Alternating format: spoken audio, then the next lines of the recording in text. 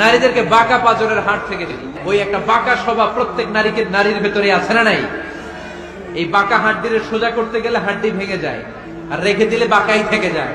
এজন্য বিষ্ণু বলেন ফাস্তাউসু বিন-নিসাই খায়রা, কোমল আচরণ করো, ভালো আচরণ করো, ভালোবাসার কথা বলো, স্ত্রীকে ভালোবাসার কথা। নারীদেরকে আল্লাহ রাসূল সাল্লাল্লাহু আলাইহি ওয়াসাল্লাম কাচের গ্লাসের সাথে তুলনা করেছেন। আস্তে ধরতে হয়, আস্তে রাখতে হয়, নারীদের সাথেও কোমল আচরণ করতে হয়।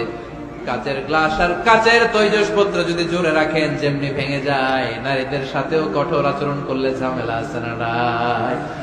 তাহলে 1 নম্বর দায়িত্ব হচ্ছে আপনাদের ভালো আচরণ করা, মিষ্টি মিষ্টি কথা শোনান, বলবেন যে তুমি আমার কৈতরি, তুমি আমার পরাণ পাখি, তুমি আমার ময়না পাখি।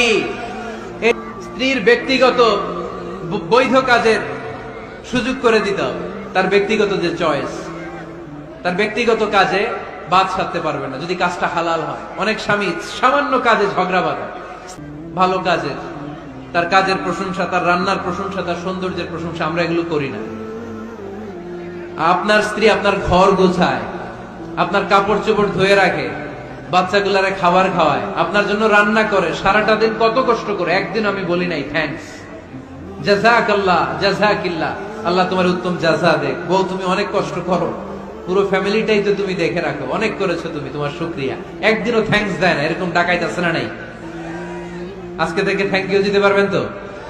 কাজন্দর মোলায়েম সুরে স্ত্রীদেরকে ডাক। স্বামী স্ত্রীর সম্পর্কটা হচ্ছে মধুর সম্পর্ক, একে অপরকে ভালোবাসবেন, নিজের ভালোবাসার কথাগুলো প্রকাশ করবেন, ভালোবাসেন এটা প্রকাশ করবেন, ঘরের কাজে সহায়তা করবেন।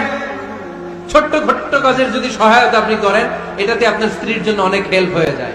আমার বিশ্বনবী নিজ হাতে ছাগলের দুধ দহন করে আম্মাজান আয়েশার জন্য নিয়ে আসতেন, পড়েন সুবহানাল্লাহ। জানাতেন আম্মাজান আয়েশা এটা চুলায় সেকা দিতেন। জন্য গৃহস্থালী চুকিটাকি কাজের সহায়তা করা, হেল্প করা, এটাও সুন্নাত।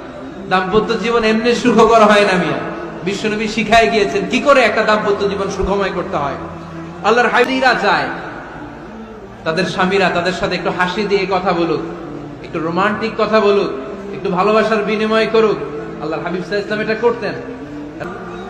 স্ত্রীর মতামতের গুরুত্ব দিবেন। ফ্যামিলি মিটিং করলে স্ত্রী কি বলে শুনবেন।